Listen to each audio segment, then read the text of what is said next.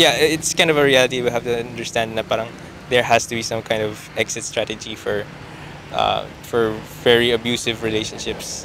Yun yung foundation ng family namin, yung parents ko. So, pag nag-divorce sila, parang wasak na yung pamilya namin.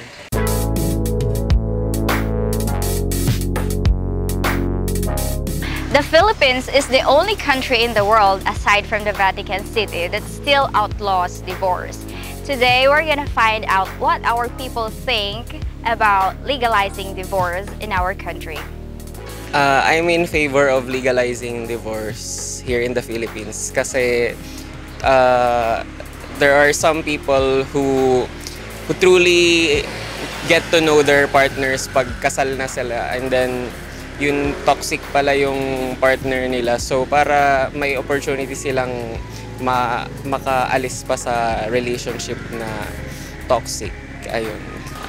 Not in favor po kasi kumbaga yung marriage unang-una in my beliefs it's sacred, and pangalawa, if we legalize divorce hindi, kumbaga, people will not put more effort into choosing the right partner for them. Are you in favor or not in favor of legalizing divorce? Not in favor. Why?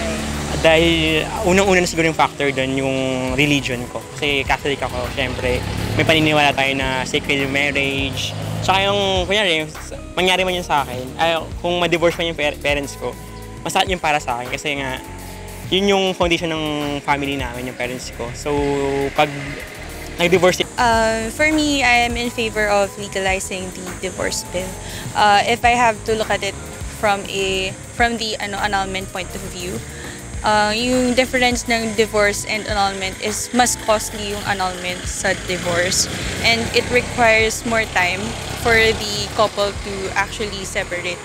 I think the divorce bill, legalizing the divorce bill, would be beneficial for the ordinary Filipino people kasi a lot of families now are separated pero hindi sila separated by their names in their marriage.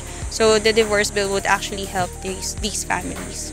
Ako hindi ako agree dun sa divorce kasi unang-una sa ka na lang mag-term ka na lang sa Bible kukunin mo lahat ng basehan sa Bible kasi sa Bible nakasulat kasi nagkasundo kayo sa isang laman, so hindi na kayo pwede maghiwalay.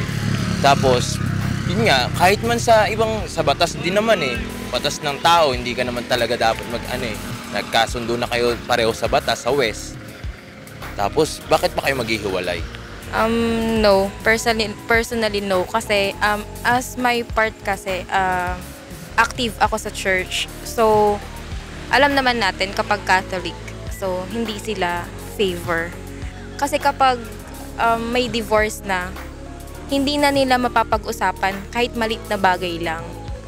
So, yun, baka idadaan na lang nila sa divorce. So, kawawa yung mga bata din.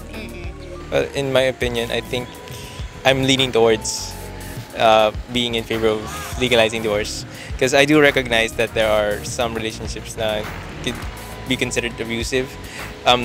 It's quite unfortunate that some warning signs aren't really detected or such preparations aren't being detected before the agreement of marriage is happening, and it's kind of a reality. We have to understand na parang there has to be some kind of exit strategy for very abusive relationships. So what do you guys think? Please share your thoughts with us in the comment section below. And please don't forget to subscribe to Human Meter.